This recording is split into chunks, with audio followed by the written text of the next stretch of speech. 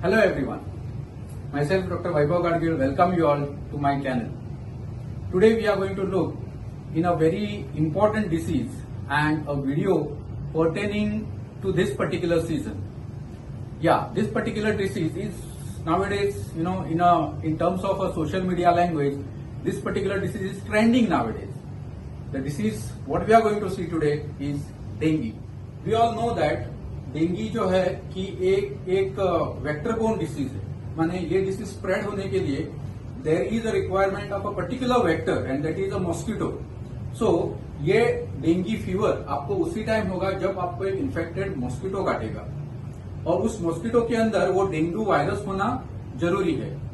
तो सबसे पहले हम डेंगी कितने टाइप्स का है.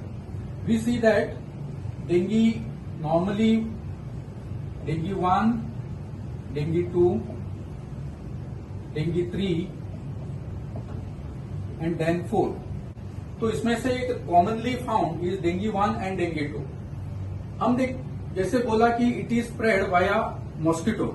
तो डेंगी का जो मॉस्किटो है which is responsible to transfer the disease is Aedes mosquito.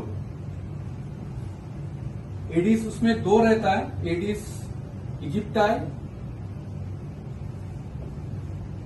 और एडिस अल्बोपिक्टस.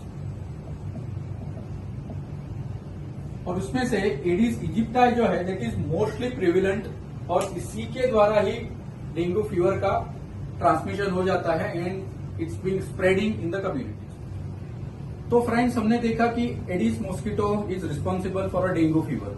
ये जो एडिस मॉस्किटो है उसका एक पेक्यूलियरिटी है. This particular mosquito is a day biter.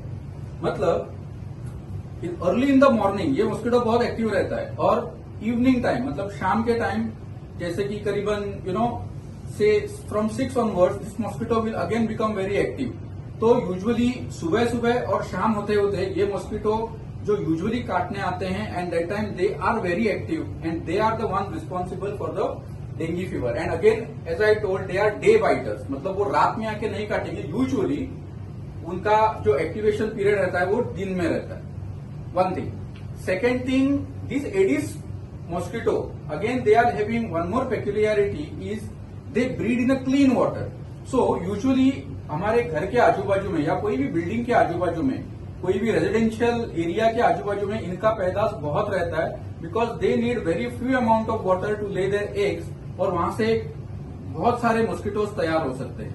So they are day biters and they lay their eggs in a clean water. लेकिन इस Aedes aegypti mosquito का एक पेक्यूलियर फीचर है.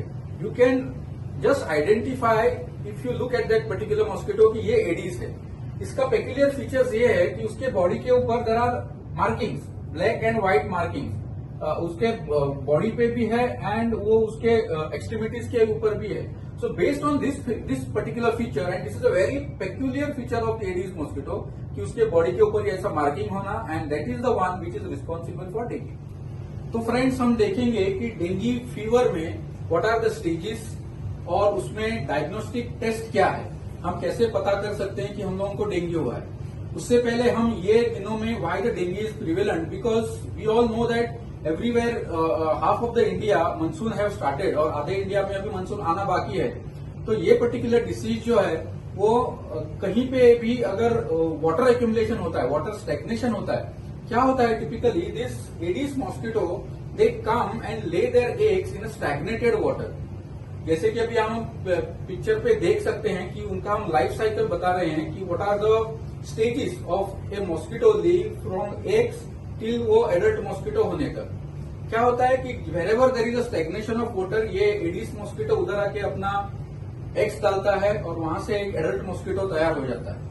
जब भी जो हम लोगों को यूजुअली काटते हैं the mosquitoes which bite they are mostly female of Aedes aegypti and they are the one for transmission of the disease. इन्हीं के इसमें जो वायरस एडिस का जो डेंगी का जो वायरस है this female Aedes aegypti mosquitoes they carry the virus and they are responsible for the transmission. हम देखते हैं कि जब भी किसी को अगर एक इन्फेक्टेड मॉस्किटो ने किसी आदमी को अगर काट लिया तो शुरू में पहले दिन उसको सिम्टम आएगा क्या? नहीं आएगा. gradually he will develop the symptoms. So that particular period is called as incubation period. मतलब आज अगर मॉस्किटो ने काटा से आफ्टर 3 days और आफ्टर 5 days, अब जब मुझे सिम्टम्स दिखना चालू हो जाएगा डेंगू फीवर का, that particular period is called as incubation period. So friends, अभी हम देखेंगे कि डेंगू फीवर कंफर्म करने के लिए there are some few test which are done in laboratory. सबसे पहले उसमें आता है कि complete blood count, that is called as CBC, और उसमें भी we particularly see for platelets. This is not a confirmatory test for dengue, but platelet count हर एक पेशेंट में देखा जाता है to see the condition of that patient. The second, the important test to do the confirmation is NS1, that is non specific antigen 1. This is a test, this is a rapid test. जैसे हम pregnancy test करते हैं, जो kit पे जो test करते हैं, उसी तरफ का टेस्ट रहता है. इसका रिपोर्ट हमें 5-10 मिनट में मिल जाता है. And this particular test tells us whether the antigen for the dengue fever is there in your blood or not. This is first test. Second test is IgM antibodies or IgG antibodies. this is an antibody test जिसको हम ELISA test बोलते हैं, और इस ELISA test में these antibodies are searched for. और अगर उसमें IgM पाया जाता है, दैट शोज कि that particular patient have got a very recent infection. और अगर उसमें IgG एंटीबॉडीज पाया जाता है, then we say that the patient have got the infection, एक 3 हफ्ता हो गया या 4 हफ्ता हो गया. So IgM will tell us about very recent infection and this will tell us about a chronic infection. So friends, अभी हम देखेंगे what are the signs and symptoms of dengue fever. तो उसमें हम 3 कैटेगरी करते हैं. The first is dengue fever. उसमें there is a high grade fever, मतलब बहुत हाई टेम्परेचर फीवर आता है, हाई टेम्परेचर होके. The second sign is it is also called as break bone fever, क्योंकि इसमें जो फीवर आता है उसमें बहुत ही ज्यादा पेशेंट को जॉइंट्स में पेन रहना, और पेशेंट फील दैट फैटिग, उसको चलने फिरने में भी बहुत तकलीफ होता है. That high fever is there in this particular disease.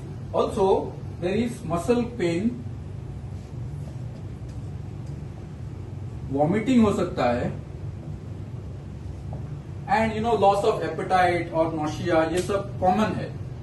The second stage of dengue is dengue hemorrhagic fever. Hemorrhage mean blood vessel से अपने आप से रप्चर होके उसमें से खून निकलना. So this particular disease में क्या होता है कि there is a sudden drop in the platelet count.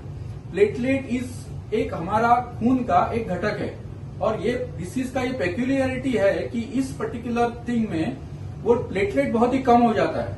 इतना कम हो जाता है कि इट इज बिलो 50,000 और even below 30,000, and that is the time patient को हिमोरेजिक सिम्टम आने का संभावना ज्यादा रहता है. Usually what the patient present is bleeding from gums, then bleeding from nose, और उसके पेशाब में खून जा सकता है. So there are various ways where from the patient can bleed, but that is the second stage and it is one of the fatal stage, क्योंकि ये ज्यादा अगर ब्लीडिंग अगर ब्रेन में हो गया, then it is a very very serious thing. And the last stage of this is dengue shock syndrome.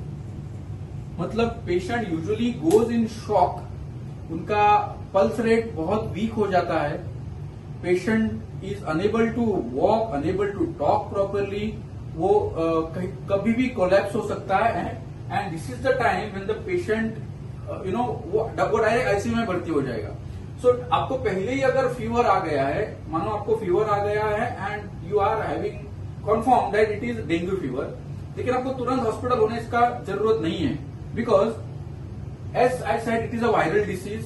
So most of the time it will get cure of its own. खाली आपको symptomatic treatment करना है. अगर ज्यादा fever आता है, you have to take fever management का जो भी कुछ मेजर्स है, that measures you have to take. लेकिन अगर आपने ब्लड टेस्ट किया और आपका प्लेटलेट काउंट बहुत ही कम हुआ, और आपको बहुत ही ज्यादा वॉमिटिंग है, आपको बहुत चलने फिरने में बहुत तकलीफ है, और if you are getting very high grade fever, then there is a need for admission. पहले ही दिन आपको एडमिट होने का जरूरत नहीं है, but you have to test yourself you have to get your blood test done so that you get confirmed कि it is whether it is dengue fever or it is something else. Because as I said कि वो mosquito से bite करने से हो जाता है और it spreads very fast. So there is a chance कि अगर एक जगह पे अगर एक डेंगू का पेशेंट है, there is a chance that उसी जगह में और भी डेंगू के पेशेंट्स हो सकते हैं. पब्लिक हेल्थ पॉइंट व्यू से it is very very important that how we can prevent this particular disease. सबसे ज्यादा इंपॉर्टेंट है we have to take the preventive measures so that this particular ये disease आपको होने का संभावना ही नहीं है. Because the mosquito is required for the spread of this disease. This disease cannot be spread via airborne infection. So सबसे पहले जो preventive measures what we have to take is source reduction. मतलब we have to avoid all sorts of water stagnation. अगर घर के आजू बाजू में जैसे मैंने बोला कि सम ओल्ड यूटेंसिल्स और सम टूटा फूटा टायर रहेगा जिसमें भी वाटर एक्यूमुलेट होता है. And this particular thing what is important is life cycle of a mosquito. As you have seen previously in the picture that एक eggs to adult mosquito it takes 7 to 8 days to complete the life cycle. So अगर इसके बीच में ही हमने अगर source reduction कर दिया so that from eggs a adult mosquito will not be formed. So what is important is to avoid all sorts of water stagnation. उसके लिए we have categorized the preventive measures in 3 subtypes. First is biological methods.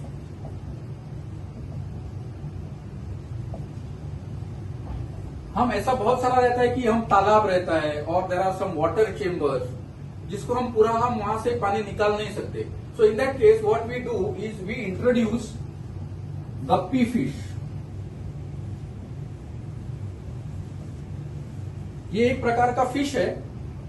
This particular fish will eat the larva and pupa of the mosquito which are breeding in that particular site. So this is called as biological way of prevention. Then there is another way of prevention, that is physical way of prevention. जिसमें हम देखा कि source reduction is the key. अगर कहीं पे भी water accumulation है उसको हटा दो. एन ओल्ड यूटेंसिल अगर उसमें वाटर एक्यूमुलेशन है तो आपको उधर ब्रीडिंग दिखेगा. आपको ये वीडियो भी देख सकते हैं कि ये वीडियो में अभी जो अंदर वर्म्स जैसा थिंग दिखाई दे रहा है and it are constantly moving. They are not worms, but they are the intermediate stage of mosquitoes.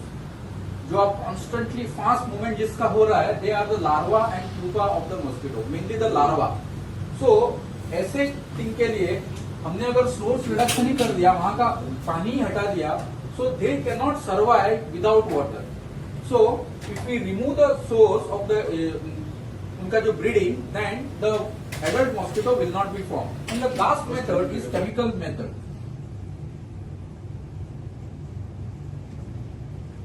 Chemical method of prevention. इसमें there are 2-3 things. एक chemical रहता है, उसको हमारे health workers आके that they spray that chemical wherever there is a site of breeding और वहां का जो larva pupa का जो stages है that will die. Second method which you all have seen in various pictures or in various movies, that a man will come and with a machine वो आके उधर धुआं छोड़ देता है. That is one way of doing it, but that particular thing is done only in case of outbreak. अगर 1-2 cases isolated cases मिलता है and that way is not adopted for the control of the breeding. So guys, we will quickly revise what we have learned so far. We have seen that dengue fever is the disease. वो होने के लिए you require a vector and the vector is mosquito and the name of that mosquito is Aedes aegypti mosquito. ये mosquito क्या करता है when it is infected, अगर इस मॉस्किटो ने infected मॉस्किटो ने किसी को भी अगर काट लिया, that person can get the dengue fever. Dengue fever उसका लेबोरेटरी टेस्ट जो है for the this particular disease that we do is NS1 to identify the antigen. अगर वो पॉजिटिव है then you are having the dengue fever. उसका जो confirmatory test है, जो एलाइजा टेस्ट है, एंटीबॉडी टेस्ट है, that is IgG and IgM, that is done in laboratory again. Second, next is signs and symptoms. In first phase is just a dengue fever जिसमें कि high grade fever हो सकता है, patient can get vomiting, body ache, muscle cramps, and fatigue. The second stage is dengue hemorrhagic fever, which is a very serious stage of the disease. जिस case में, जिस particular stage में patients को bleeding हो सकता है. There is lot of tendency from bleeding from gums, bleeding from nose, और आपके पेशाब में यूरिन आ सकता है, and it's a very very serious stage. So अगर आपको ये स्टेज होने तक आपको घर में नहीं बैठना है. The most important thing is the day you get the fever, immediately आप अपने डॉक्टर से मिलिए. अगर उसका खून का जांच करते हैं तो take the medicine as per his direction. And the last stage is dengue shock syndrome, which is again a very very serious stage, and you need an hospitalization to manage the second and third stage of the disease. So friends, this was in short about dengue. अगर आपको video पसंद आया तो आप जरूर subscribe कीजिए. If you are new to the channel, subscribe to the channel. अपने दोस्तों के साथ शेयर कीजिए एंड गिव योर कमेंट्स. अगर आपको इसका ट्रीटमेंट के रिलेटेड कुछ जानना है, और if you want to know more about the other vector borne diseases, do comment in the comment section and do let me know your feedbacks. Thank you for now. जय Hind. Bye bye.